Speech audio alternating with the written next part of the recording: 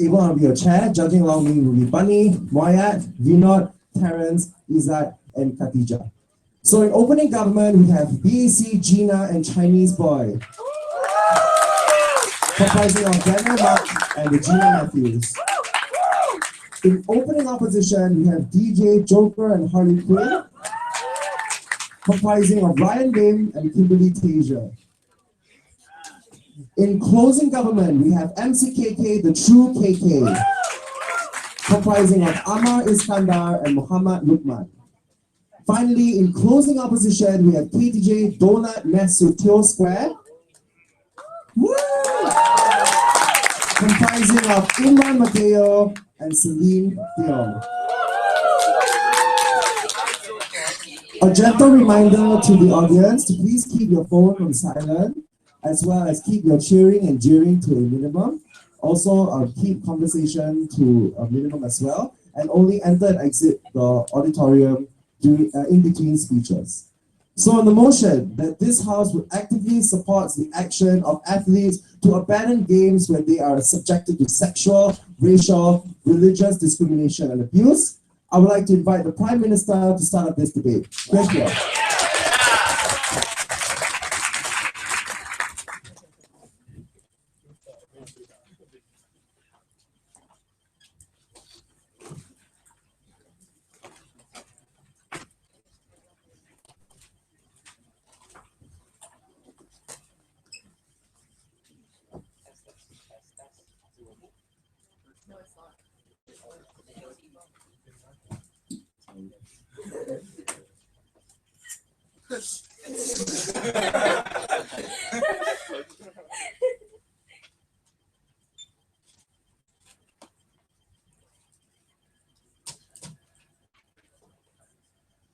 It is shameful when Kevin Prince Boateng has to suck in all the hate he's receiving for his race at the point when he left the pitch at a game when he got so racially discriminated.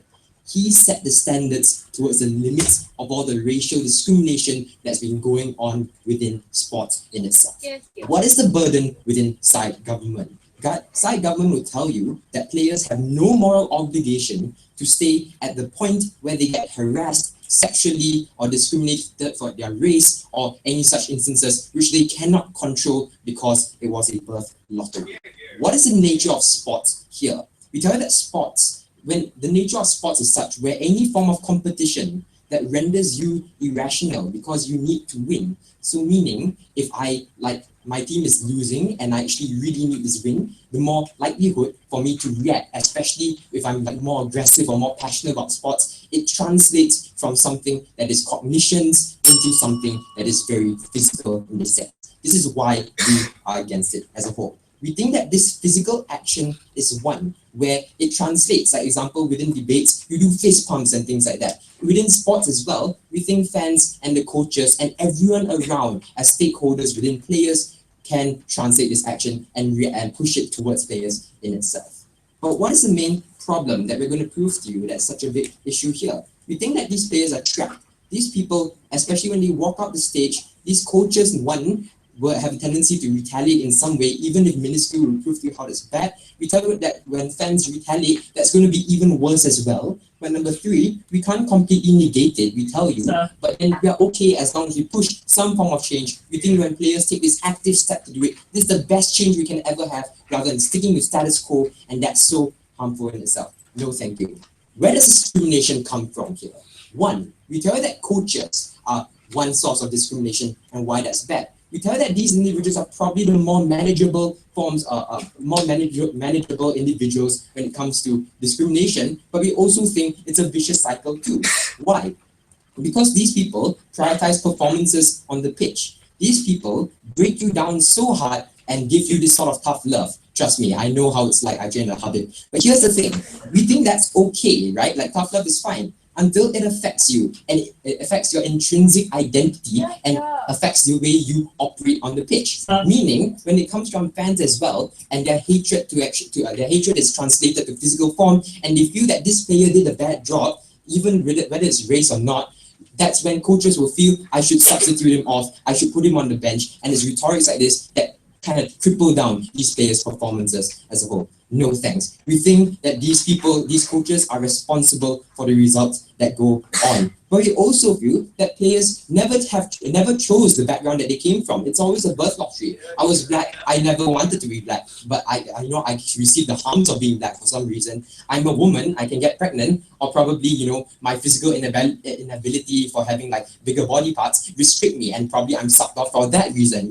It's things like this that you can't really control, and we think that's the really big harm of it when people take it against you. But let's also tell you that when coaches call you a useless woman and a black lady, or a black man, and you can't perform because of that, that's going to be even worse, because the construct of which your operation comes from, someone who you're supposed to depend on to guide you to the kind of career advanced path that you want to go to, cripple you down. That's when these players feel that they can't do anything about it, and that they were just born really bad in that case. We also think it derives a vicious cycle, especially when fans translate this racial hate. So meaning the community translates racial hate, and the coaches feel that it's actually an effect of that, and that's when they take action to put this guy off because probably fans didn't like the way I play. Coaches always operate based on like results, but if results don't come, they'll probably take the popularity of fans and what fans feel that attacks the performance of the team and things that brings down the performance of the team. Before I move on, Sir, would you also support political candidates who face the same kind of abuse that these sports people receive, dropping out from the election?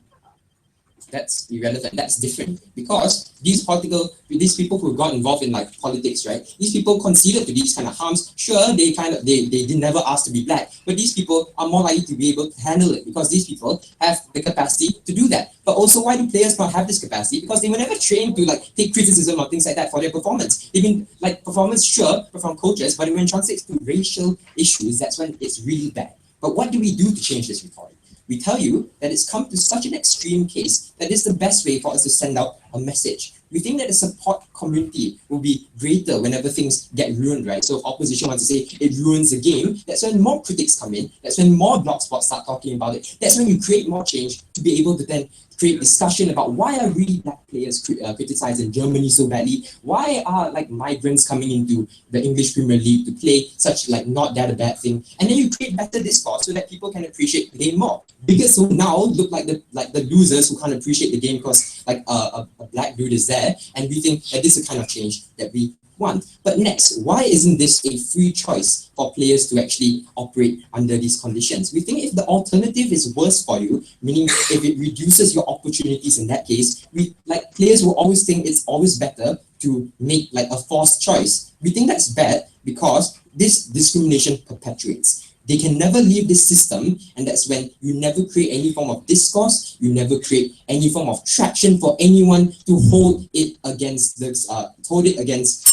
idea that's going on here. But what is the outcome that we prove to you today? We tell you that when someone is brave enough to come up and step up against this rhetoric, that's when you get change. That's when you force change to come in. We tell you that this discrimination from fans is one that reduces the morals of individuals as well. You never know what it feels like when the whole stadium is jeering at Ashley Young, one man, just because he's black, or even just because he played for Aston Villa, and every Aston Villa game, you will hear that he gets jeering when he plays. We think that this degrades the performance so badly, and coaches have no choice but then to intervene in this case. This is something that's really bad, and we think that this is something that cannot ever perpetuate into the future, because when you have a fixed mindset, and when the whole world is a fixed mindset that black people generally don't play better, that's when it really hurts the sport. That's when it really hurts the community of fans who enjoy the game at its best, not because white players play more in it. We think that their frustration affects everyone, and this stereotype will perpetuate until we create some form of traction. The traction should come from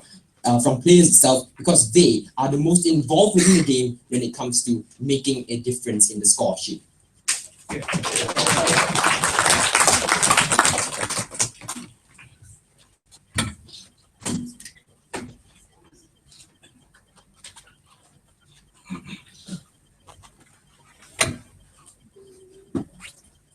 All right, we thank the Prime Minister for his speech. And now to kickstart the opposition bench, I would like to invite the Leader of Opposition, Kekya.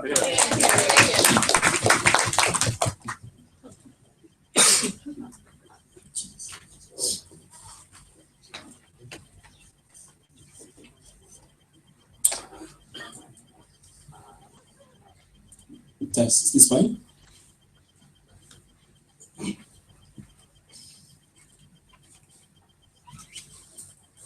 the change that they solely want to achieve will never happen if you concede and you give in to the discrimination and the narratives that these fans are trying to perpetrate. We're going to draw to you the parallel towards the feminist movement and the Black rights movement.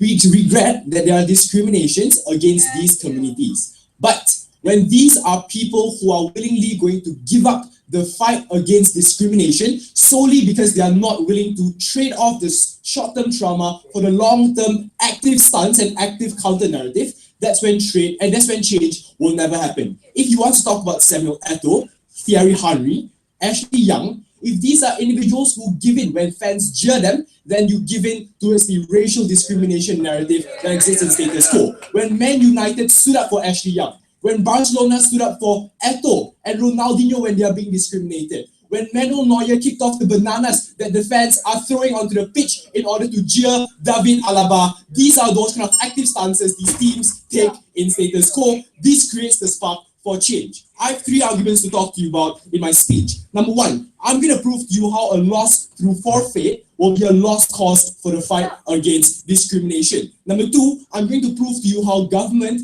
forfeits a chance to obtain a win and a victory for the team that is much more able to empower the fight against these racial discriminations. Number 3, I'm going to prove to you how we are willing to trade off short-term discrimination for a better in-game active campaigning. Before I move on to my 3 arguments, one rebuttal that doesn't fit in. He told us that the discrimination that players feel are regrettable, therefore we want them to allow them to opt out, right? 2 responses. Number 1, we're willing to find the parties that are involved in this kind of discrimination, whether it be their coaches, whether it be their fans or not. We're willing to have UNICEF, we're willing to have FIFA take an active stance to find and suspend these individuals who are involved in these kind of discrimination. Number 2, the very idea of you forfeiting means that you are giving up your whole career just because a bunch of fans say so, that you are unable to play properly as a career, as a footballer or as a rugby player, etc. Right? Which means you give in to the narrative that these individuals are trying to sell towards the whole crowd, which is Thierry Henry can't play football because he's black. If Thierry Henry gives up, it means he's directly conceding and telling the whole world, because sports is such an accessible platform, that he's unable to play football just because a few fans say so. In order for you to spark a change, you have to have a rebellion. You have to have some form of opposite stance against these kind of narratives that are being imposed upon these players. The very idea of you conceding means that those kind of active stances will never ever exist. Sorry for the mic.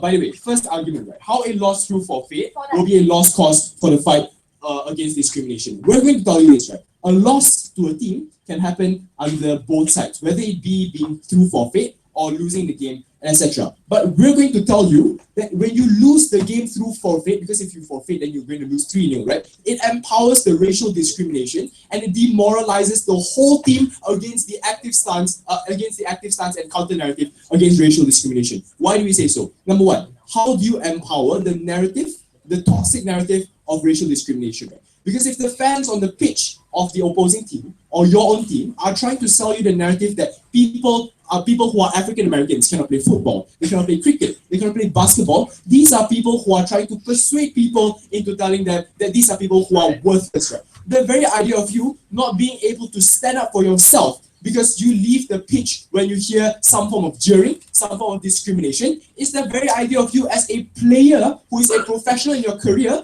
telling the whole world, yeah, sure, what they're saying is true, right? I'm unable to play football, I'm going to forfeit the match and cost my team the whole loss, right? This is an extreme concession into the main narrative that these fans are trying to perpetrate towards the whole world. You concede into the toxic narrative, which we think is extremely detrimental under status quo, under their policy, right? Number 2, how you affect the team as a whole, right? There's a comparison when you lose after you try your best, and a comparison when you lose when you don't even want to try at all. Even if you lose after trying your best, we think there's still some form of morale in that team. But when you forfeit solely because there are certain individuals on the pitch telling you that this team is worthless and they are stupid, that's when you buy into the narrative that this team is really worthless, right? That's when you buy into the narrative that that's when it's extremely detrimental towards the morale of the whole team as a whole, because this is a team that is unable to stand up for their own stances against this kind of racial discrimination. We regret that. We don't want to support that, right? But secondly,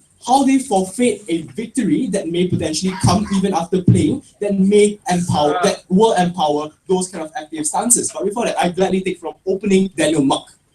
David Overton. These are weak players that can't fill up to the names of Thierry Henry, and these people lose out the most. Tackle the topic about weaker players who can't handle all the stress of racism. If weaker players want to leave the pitch, which means they are also considering that they are weak. This is when the team spirit comes extremely important, because that's when you have a team to come up united against the stance of discrimination. If you as a whole team want to forfeit the match just because one player can't move on, it means that the team also acknowledge that that player is a weakling, that we don't want to play the game just because of that player. That's the stance we sell towards the society. How you forfeit a victory is extremely important, because even through discrimination, in the short term, we still think these are teams that are able to obtain victory, i.e. Barcelona with Samuel Eto'o and Thierry Henry, they are still able to obtain victory even though discrimination happens. Why is this so important? Because when you are able to obtain a victory through these kind of toxic circumstances, number one, it directly disproves that those kind of toxic narratives the fans are trying to sell you are false.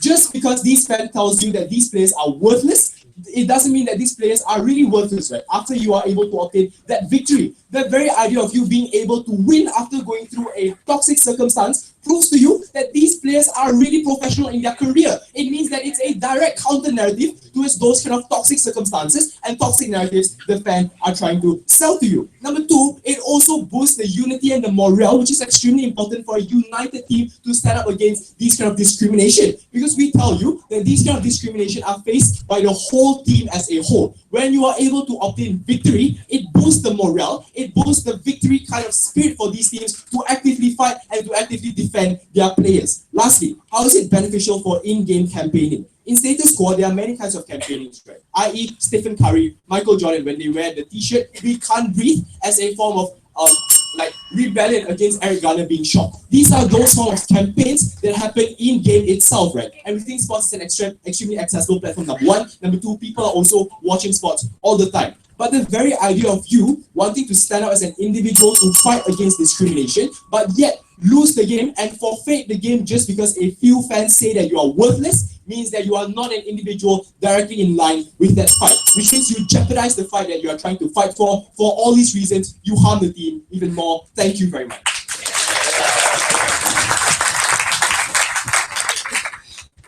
We thank the Leader of Opposition for his speech. And now to conclude opening government stance, I would like to invite the Deputy Prime Minister. Yeah,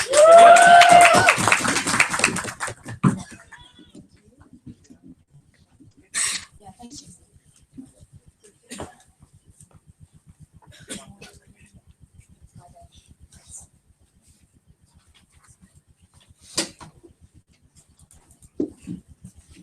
Tessie? This is not a debate about players who are. This is not a debate about players who leave the field because they are told they cannot play the game. This is a debate about players who leave the field because their individual intrinsic identity is something that has been specifically encroached upon, something that has been violated, that they have been attacked for the intrinsic parts of their identity that they had no choice over, that they had no stake in creating. We think this is unfair. We think the point at which you stay silent is the point at which you perpetuate that type of discrimination. Is the point at which you allow that discrimination to continue to exist. And we think, considering the characterization that Daniel brought to you within his speech, that these are players who feel trapped because they feel that for their own career purposes, they cannot leave. That the action of one individual athlete doing so creates a narrative that you can do this, that you can stand up for your identity, that if it's something that's important to you, you are able to do so. So we think the best case on-site government, right, is that good players can handle this type of discrimination, right? But no. Sit down. The best case on side opposition is that good players can handle this type of discrimination, but that it continues to perpetuate under the table where people don't see it. It will continue to perpetuate, and that's something that's extremely bad, right? But even under our worst case, if we accept that change does not happen, or that people are less incentivized to continue to bring out these racial or sexual jeers, we think that the action of that one person standing up for themselves is something that is extremely valuable. Let's respond to opening opposition, right? Because they think that staying silent for some reason, let's compare, let's, oh God. Sorry. Let's compare ourselves to opening opposition because they say that if you leave the pitch, you don't want to continue the fight for your own discrimination. We think that is wrong. We think staying silent is even worse because it means firstly that you have no position on the type of discrimination that happens towards you. We think that is even worse when you are the individual that undergoes that discrimination in and of itself. You, while you might be a sports player on your own who plays that game, because you are a black sports player or a Jewish sports player or a female sports player, that also means that you are the face of that minority that you represent. And you not having a position on that is extremely harmful. But secondly, it also means that you perpetuate that type of discrimination from happening in and of itself, especially because you, as the face of that minority, staying silent is the same thing as you endorsing it. But secondly, they also say it's a concession that you cannot play the sport. Like, this is ridiculous, right? If you're a good player and you're the best player in the world, you will still be good if you leave the pitch. And it's so much more powerful when you do that in and of itself, right? It doesn't mean that you cannot play. And that's ridiculous. So, like, we think they got the debate wrong. And I bring that burden onto Kimberly to get the debate right. But next, let's deal with Imran's POI, right? Because Imran wanted to compare this to political candidates. We think there's a clear difference. Political candidates who represent discrimination, and if they get into power, they can affect change if they continue their fight within where they are. But if you are a sports player, you cannot continue to affect change if you stay silent. You cannot continue to affect any real change if you are quiet about this, right? We think the converse is what happens, and we think that's extremely bad. I will take Ryan. How is it staying silent if you're doing exactly the opposite of what the fans are jeering the players to do? I don't understand the POI. Say it again. How is it staying silent under our side if the team or the player is doing exactly what the fans are jeering? Okay, I got it. Okay, if the fans are calling you a useless black woman on the pitch and they play and they score a goal anyway, right? I think you're trying to say that if they score the goal anyway and they do something really, really good, that you disprove that narrative and you change that idea. But we don't think so. We think a bigot will still be a bigot regardless of whether or not that individual is successful on the pitch. So if they don't blame you for screwing the game up because you were black, they will blame you because you were a woman. They will blame you because you don't subscribe to their faith. They will find a myriad of other reasons to blame you. So we don't think that you affect any real change on your side anyway. What is the positive material that's going to come up from my speech? I'm going to talk about how do we improve the arena of sports and why do we make the relationship between sports conglomerates or sports teams that are really, really big and their players better. Because we understand that there is like a dichotomy of players that exist, right? There are really, really good, really, really influential players that make a lot of difference with the actions in which they do. And there are players that are moderate, players that are smaller, like Daniel gave me this example of David Overton, right? That those players exist as well. So understanding that we have these two types of players, right? Let's deal with the first scenario first of good players. So we think if a really good, really influential player walks off the pitch because he is facing that type of discrimination, it means that that team faces the possibility of losing a valuable player and a valuable part of the money that they earn every year. This means that you change their rational calculus. This means that team is more likely to retain you. So on the best case scenario, you are able to create change. You are able to force down the throat of that discriminatory coach to shut up when it comes about his race, when it comes to issues about his race, and focus on his playing ability. We think that is very important. But we think even if that team loses that player, that other teams are willing to be able to snatch that player up anyway. So we think you create competition within the sports arena in and of itself. You create competition for other sports teams to be able to snatch that valuable player up, and that's very, very good. But let's talk about moderate players, right? Ones that don't have like political traction within the sports world in and of itself. We think firstly, it's in their, even if they cannot affect change on a mass scale, it's in their own self-interest to be able to have the choice to walk off a pitch when they themselves are being discriminated, right? Because firstly, when you are being discriminated, it will affect your morale. It will affect the way you play that sport. It means that you have a higher likelihood of messing up. We think if you feel like you cannot play that game, you should be able to have the free choice to be able to walk off the team. We also think it's better because you're able to build up the you're better able to preserve the morale of that team, right? So when a player who feels like he's being discriminated walks off the team, you allow more focus for players who are better able to take up that spot and better able to preserve the morality of that team. For all of these reasons, Mr. Speaker, I don't know anything about sports, but give this debate to opening government.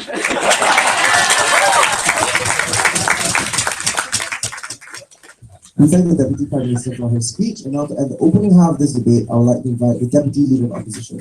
Thank you.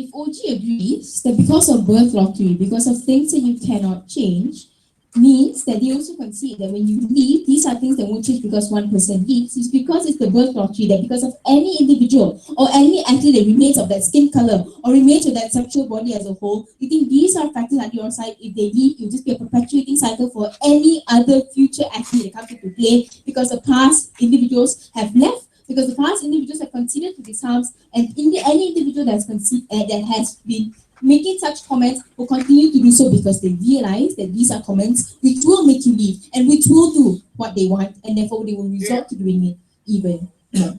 Several levels of rebuttals before I move on to answering the biggest question. Do we provide, and we will argue from side OO, that we give you the best platform for athletes to be able to effectively combat the discrimination under our side because they choose to stay within that match or because they choose to stay within a particular game as well. Several levels of rebuttals. Firstly, under your side, if you're willing to say that even if you leave the pitch, you will still be a good player, you think that's fine. But the response is, firstly, you will obviously be banned for several numbers of games, and you'll obviously be seen as a person that chose to forfeit and chose to leave because of your singular benefit, and we understand that these are emotional harms. But the perception of fans on the ground is that you're an individual that chose to prioritize yourself instead of the members of your team, and instead of how important a game is. If anything, these are fans and these are individuals on the ground that will prioritize you forfeiting instead of wanting to sympathize for all of your needs. We understand that these are emotional harms that come into play, but we're willing to argue to you that when you choose to stay in a particular game, you are being able to combat that form of racism. And you need to combat those form of ideologies because of the mentality of how sports is the idea of respect. Is the idea that because you need to gain respect of your fans, then you gain respect of your players on the ground, is the idea that these are individuals that when they respect you are more willing to voice out their opinions because they realize this is a player which I constantly respect, and they are willing to fight for it, and they're willing to voice out these opinions because they respect you so much. So firstly, do we provide a more effective platform for athletes to combat the idea of discrimination and abuse? Two levels. Firstly, let's analyze the context of which we're debating upon. So yes,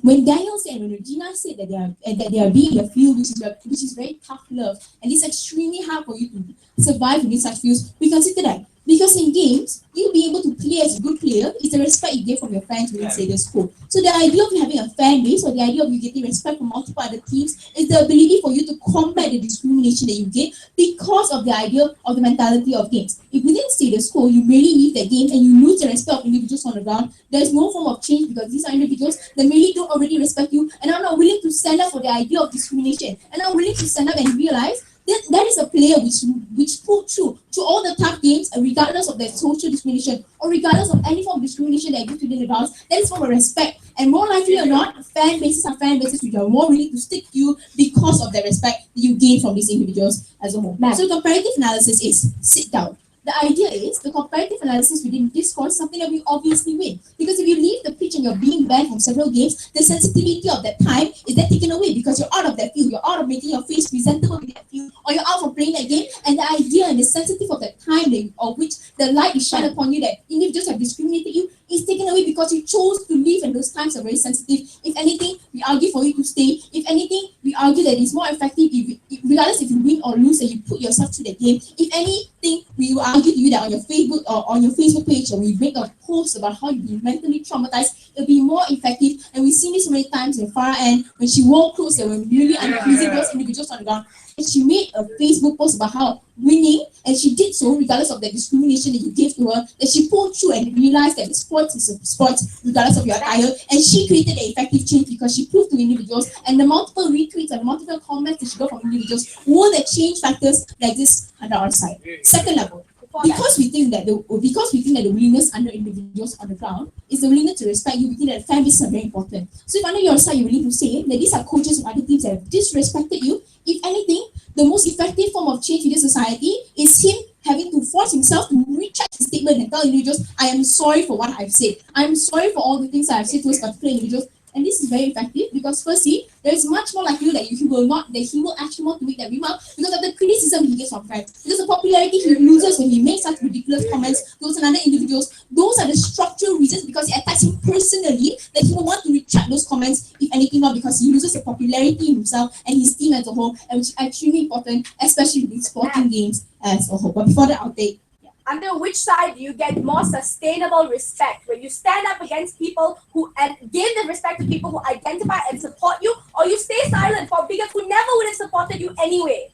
The change that you need to make is telling individuals that all of those remarks that are within that form of game is something I won't take seriously and something I won't continue playing. Because as much as I think that those things hurt me, I am more willing to stand up for myself while playing the game and proving to individuals I am good regardless of all your comments, regardless of all your discriminatory comments. I will still score that goal. I will still get that form of score, and I will still win the game regardless of all the comments under your side. But second level, the biggest harm that existed within their side is them conceding that these are birth lotteries and these are things that individuals cannot change. If you perpetuate a cycle that continually acts that if you are within a specific skin color or you're within a specific gender, and all of those past and these have already left and already pulled out, if anything is just a perpetuating cycle of harm. The hope becomes when an individual of that specific skin color or those individuals which have been targeted for remain to say and chose to say because they realize that they can make a change while actively playing on the grounds and showing to individuals, just because you say that my skin color is so, I still want the game. If anything, that is the most specific rhetoric you give to those individuals, when you still prove to them, regardless of all of those racist comments, I still want the game, regardless.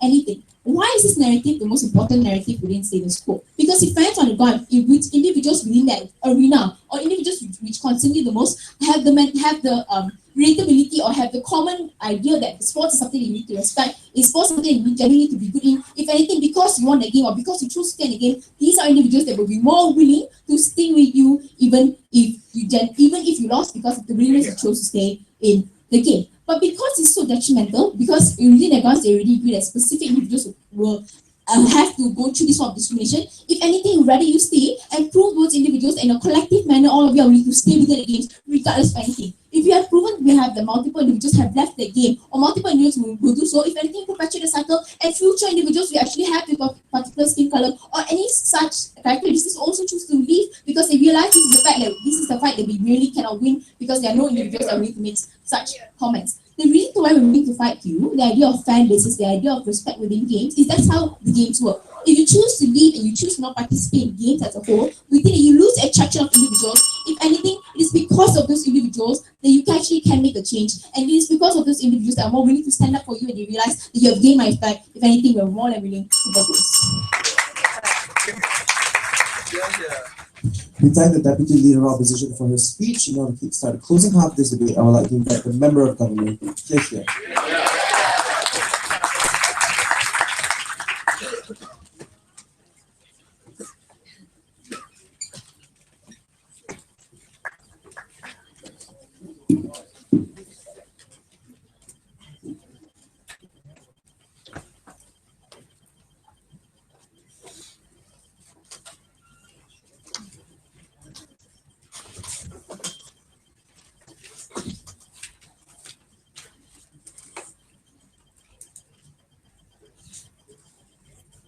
Giving up is not contingent upon leaving the pitch, because we think when you take action to leave the pitch in order to protect your rights to dignity and to enhance social change, we think that is a more legitimate action to fight against discrimination. Yes. Now, when we talk about like this policy, right, we think that there's a lot of problems from side of opposition. Now, before that, let's take a look at how closing government will be different from opening government. If opening government talked about how this action to leave is a legitimate action for these individuals, we're going to extend that idea to the point that we're going to show why an active support by the government will bring tangible benefits to society. Right? But number one, let's take a look at their substantives from opposition side. First of all, they argue that, you're going to empower certain narratives and rhetorics and preconceived notions like African Americans cannot play football and that's why this guy is leaving and what so. We think this is contrary and actually opposite because they assume that one player leaving is going to cause an automatic forfeit of the game. But that's not how football works. Yes. If only one person leaves the game still continues. And assuming that this team loses because of one player not being present, this necessarily sends the rhetoric that this person was a key player and really important to the game to the point that his absence cost the game. So we don't think that this necessarily enforces the rhetoric that these individuals do not have merits. We don't think this argument can work and does not make sense. Also, they say that, if you stay and win games, you're going to gain respect, right? This also assumes that people, even though they undergo continuous discrimination from fans, coaches, and players, that they're going to stay productive. We think that's not how human works because we think we are human beings and not machines. We have something called emotions. And unfortunately, individuals always act with emotions before what's right and what's wrong and what's important, right? We would see Wayne Rooney killing Nani instead of playing the game and winning the game, right? Because necessarily people put emotions first. So we think that because of the human nature that individuals get irrational when they are put in certain situations, we will argue that individuals who undergo continuous discrimination are gonna be even more counterproductive and not harm the game even more. But also the strongest argument for opposition is this narrative of the players did not leave the game, so he survived discrimination and he can still score goals and whatsoever. First of all, that assume he continuously plays good. But like I said before, if he doesn't play good and he stays on the pitch, this necessarily puts more and more hate towards this player, players specifically. So more and more discrimination will happen towards these individuals. But also this narrative that he survived discrimination, this is a strong man or whatever, this is contingent upon the idea that all instances of discrimination is known to the public. But no, that is not how discrimination works. Because sometimes, even in the change room, you are discriminated by your teammates. But we don't know that. We, the general public, do not know that. So how can we argue that we know that, this guy survived discrimination if the discrimination that this individual underwent was one that is not seen by the public, right? But let's move on to my extension. First of all, why we want to support, right? We want to set a standard as to how far responsibility extends, where we think that responsibility to your team or to your corporation or to whatever you work for does not extend to the point where you lose your rights to dignity. We think in certain fields, if women are CEO of a company and really a key individual in that corporation, we would rather have this individual leave if they are discriminated or sexually harassed. The RPOI. What about politicians that are discriminated? We would rather have them leave and stay at home rather than to put and undergo this kind of discrimination. Why? Number one, we think your ability to function and remain productive is contingent upon your rights to dignity being protected. How is it so? Like I said, people function based on emotions, right? This means that when individuals have their rights to dignity taken away, this necessarily puts them in states where they are less productive and necessarily become detrimental to the corporation or to the team. This is even worse because it empowers further discrimination towards this individual because necessarily all the blame of losing the game is now upon this individual, specifically. But second, another harm of this is how these individuals now in the future lose interest to remain in this kind of field because they associate being a football player as discrimination continuously. And if you force them to stay and do not support their action to leave the pitch in which they are like exposed to discrimination, necessarily they don't have an interest to stay in football anymore. And this necessarily empowers further rhetorics that, oh, African Americans are weak and don't know how to play football, right? Or whatever. Sit down. But also, we think that individual fundamental rights are more important than what is seen as a utilitarian benefit. If they argue, oh, it's important for Manchester United to win the game against Liverpool, which they're never gonna happen. But even if this is what they argue, right? We think that utilitarian benefit. Sit down. We think utilitarian benefit is not a suitable metric for us to measure what responsibility is, because necessarily if we do set the standard of utilitarian benefit, this necessarily means that individuals in the future can have their rights to dignity being taken away, and this legitimizes any form of like infringement of rights in the future. But secondly, this is like a form of exploitation of these individuals. How? Because necessarily, in the agreement of working for this team or whatever, it was promised that your individual rights, not only to get money, but also your rights as to dignity is protected, right? We think this is not necessarily the case, and this is why we think the individuals should leave, because responsibility extends not to the point that you lose your dignity. But number two, how do we create a better incentive for teams to fight against discrimination? Because you have to understand, winning a game is much, much more important to the teams rather than normal people. Because necessarily, one game lost is a lot of money lost by Manchester United. If they lose the Premier League and relegated, which hopefully will happen, we think that these teams will necessarily lose a lot of money, and a lot of individuals do not have an interest to undergo this kind of situations. So necessarily, when individuals who are continuously discriminated leave and continuously leave, this puts the team in a situation where they get disrupted, and the team's performance is harmed. This is necessarily incentivizes the team to put out and put a lot of effort in the fight against discrimination as well. Now players are not gonna discriminate their teammates, because they know if I discriminate Nani, I'm gonna lose the game and I'm gonna lose my money as well. For all those reasons, we say go with side closing government.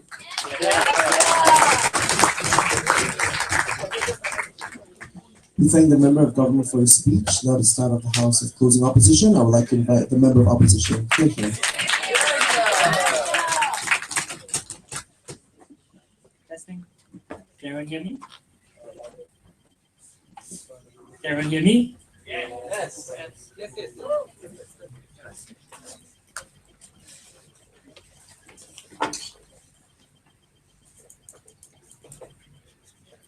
In today's debate, it is important to recognize the role that sports plays in our society. It is important to understand how it affects the youth and how it affects popular culture in general. This is our unique material. So let us look at something that nobody in today's debate wanted to talk about. Why do these people actually insult the people who they are abusing? This is because these individuals feel superior. They feel that the minority of the people who they are insulting are not on par with them. That is the reason they keep throwing insults at these people. They don't want the people that they are discriminating to be there, because they feel that these individuals don't have a role in that place. Therefore, by leaving the game, you are pandering to them. You are giving them what they want by leaving the game, because they don't want you to be there. These individuals want you to leave because they feel that they are superior and you are inferior. It is not a question of tough love. No coach is going to insult you to the point that you break down, because the coach wants your benefit. They want you to do well. The issue is when fans are insulting you. Let us look at what happens after you leave the game, something which nobody wanted to talk about as well. After you leave the game, the discrimination will still occur. Why? Because these people will feel that you are losers. They will say that you are quitters. They say that you did not do anything, you did not fight back. You don't solve the problem. These people at heart, the ones who are causing the discrimination, still feel that you are weaker. They feeds into their rhetoric. It further perpetuates the idea that these people are weak and inferior. Therefore, it is not we want. We don't want these people to fall lower and lower inside the league tables. We don't want them, because it will become harder for them to get out of it, harder for them to rise in the league tables and show that they themselves are strong players. Now let's look at the worst case scenario on our side and what will happen. Worst case, these individuals continue to play and they still lose. Maybe marginally, it may strengthen the idea and the rhetoric that these people are inferior. However, at some point, these people will win. At some point, these people will become good enough to be their abusers, who may be better in some cases. At this point, or when the benefits of the best case scenario come out, that these people see that those individuals are not actually inferior, that those individuals are on par with them, that is when we break the rhetoric. So at least they did not give up. That is the conclusion to be out.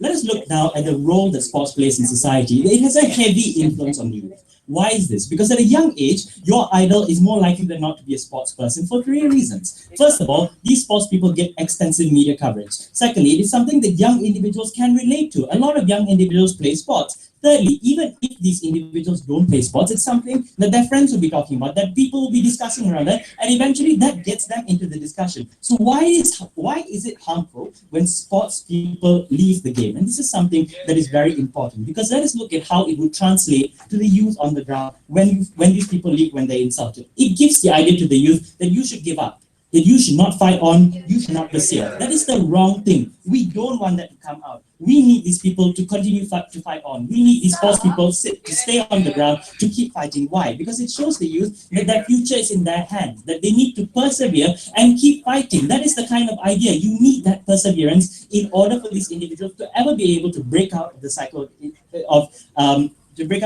discrimination. You don't want these youth to internalize the idea that they are weak, to internalize the idea that there is no way out for them, that you don't want them to internalize the idea that they must give up. You want them to be able to see in a sports person, to see in their idol, that these people may keep losing, as they wanted to put in the worst case, that they may not win, but at least they fought on. At least they tried their best and they did whatever they could.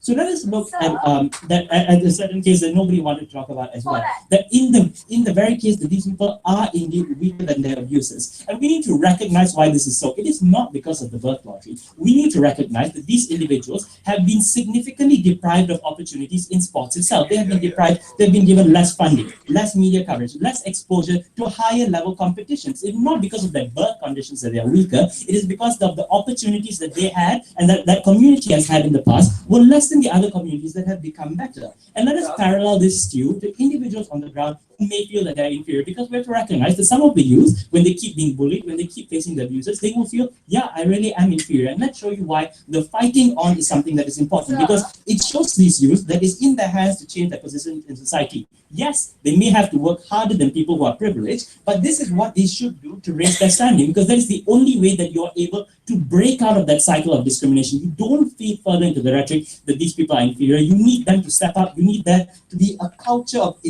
inspiration. You need that to be an inspirational culture that is stemmed from the sports people who the youth idolize. That is what we need. You need to show them that their future is in their hands. You need to show them that there is light at the end of the tunnel, some tangible light, tangible benefits that they can get out. They have to recognize that inequality does exist. The question becomes, how do you break out of that inequality? How do you better yourself? I will take Gina.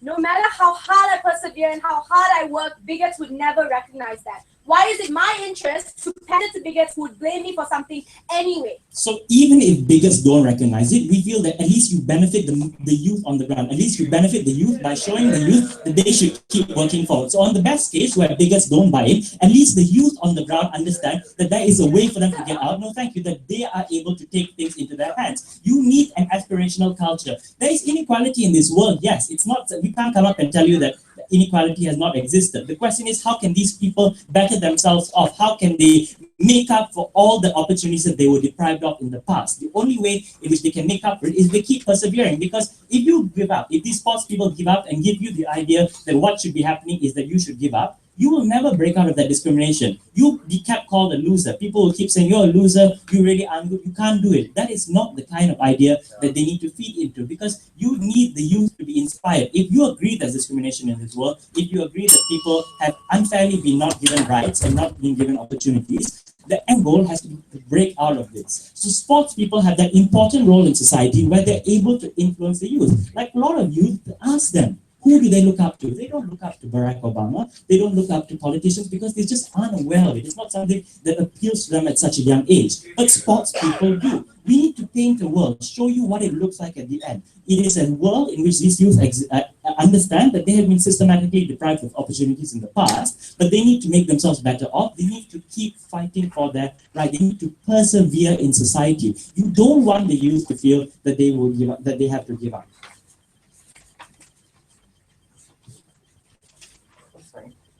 We feel that the only way forward is one in which you persevere. We feel that the youth should be empowered. We feel that in no way should you ever let the message come out that you have to give up. and aspirational culture is the only way forward. Even if bigots don't give in to us, we feel that at least you help the youth on the ground, you convince them that their only way out is by persevering. Because insofar as you don't do that, they will never be able to break out of that cycle. They will still face the discrimination, something we really don't want in our world. We have never been prouder to oppose. Thank you.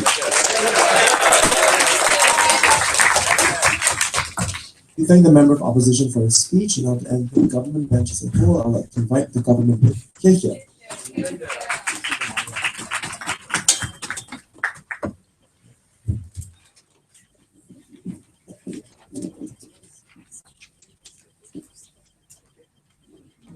Testing.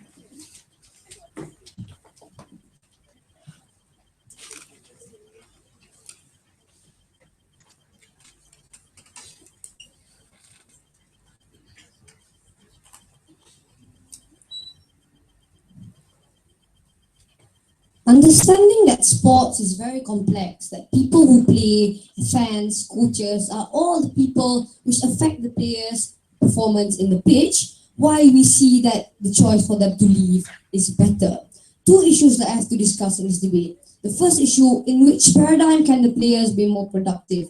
And the second issue, which is more important, the responsibility of these players or the rights for them to their dignity. Before I move on, several rebuttals to Ibrahim Mateo. She stated that simply when he has the ability for them to leave their pitch, then the fans mean that they want to support that. But it doesn't work that way. You have to understand that these players go through and they undergo various multiple pressures that are from the coaches, fans, and from their players themselves. So only in these circumstances will they don't agree that dignity plays a very important role in these people. They are popular people, they are idolized people. Why can you refer to their dignity? That they have also rights to dignity, that they cannot be discriminated, that they cannot just act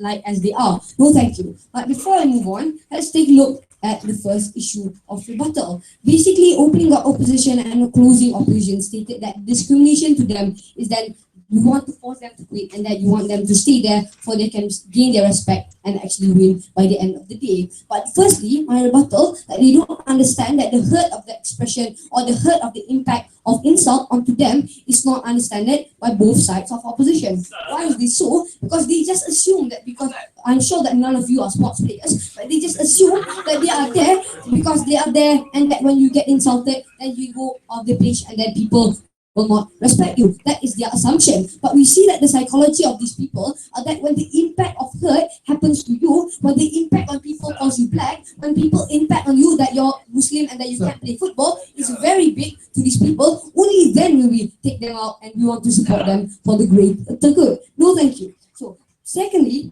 they have to understand the psychological works of these players in the pitch and outside of the pitch. We cannot deny that these players are undergoing various pressures from coaches, from their fans, and from their friends as well. So they need to stay calm by the end of the game. Like famous football players like Thierry Henry or maybe Ashley Cole, by the end of the day, while playing the pitch, they stay calm. In that circumstances where you stay calm and you're already there, and they push, the fans push and by jeers to the limits that you stay there, and people call you black and people call you Muslim and that you don't know how to play football. This will push them to a pride break where they finally punch other people and bite other people like Suarez did. In these terms, you can see that Suarez is a very good example where you see people discriminate him that he doesn't like to play football. He bites people and people discriminate him, he bites other people even more. The part that you don't want to happen.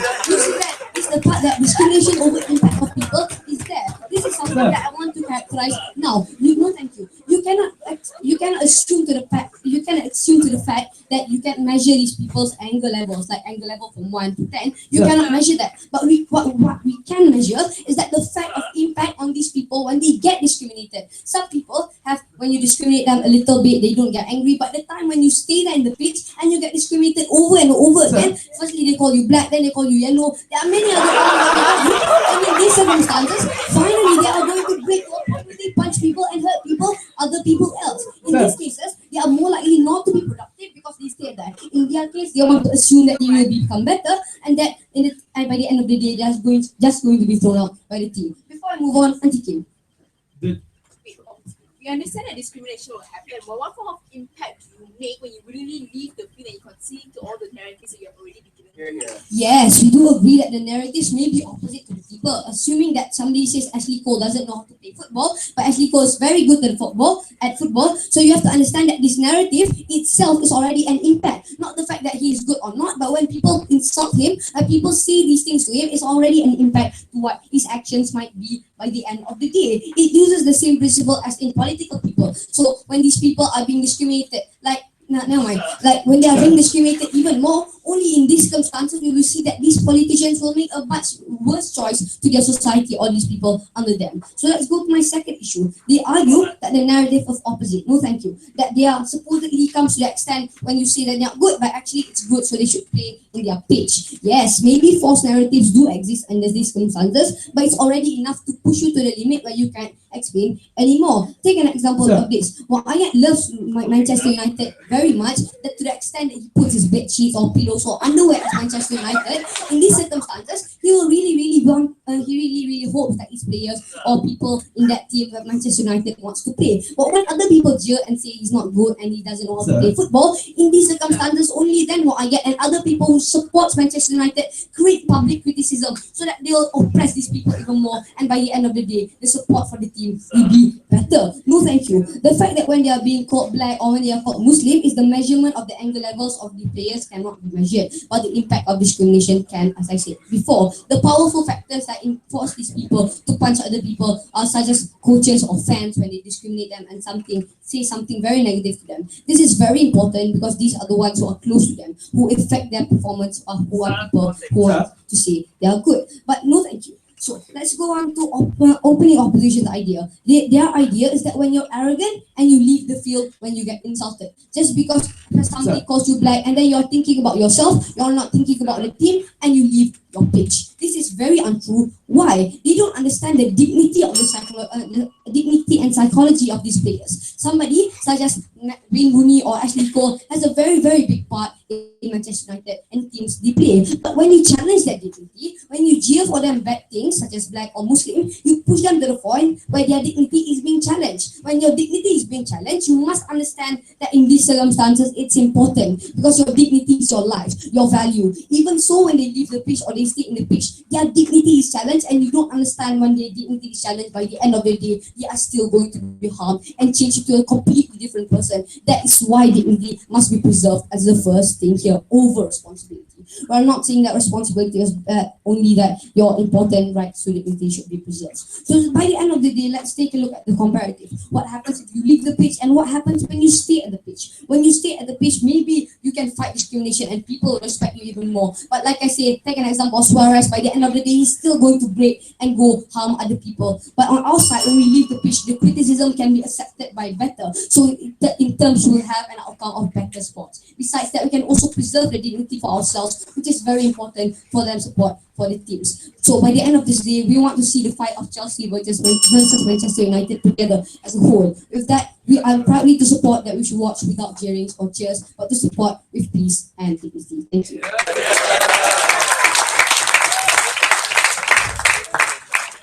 We thank the government wait for his speech, and now to end the grand finals of Methodist College Debating Championship, I'd like to invite the opposition leader.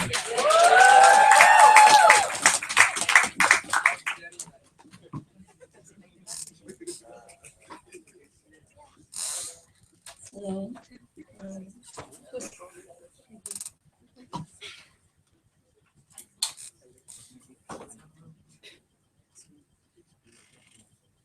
We are not quitters. That is something side government doesn't seem to realize. So, two things in the debate today that I feel the need to analyze, right? First, why sports is important. Second, why leaving the pitch is harmful for the athlete. Now, before I go on to defending Imran's extensions, a few rebuttals, right?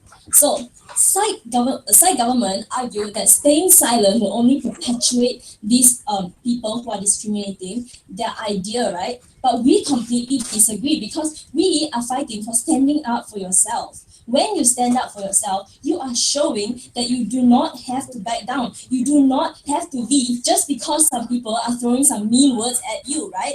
And they also say that, oh, it doesn't matter if you stay or not. They will find a million other reasons to discriminate you, right? But when you don't, when they don't get the satisfaction, when they don't get the situation that they want, they will stop because they just don't see a purpose in discriminating you any further, because they want you to concede, they want you to leave.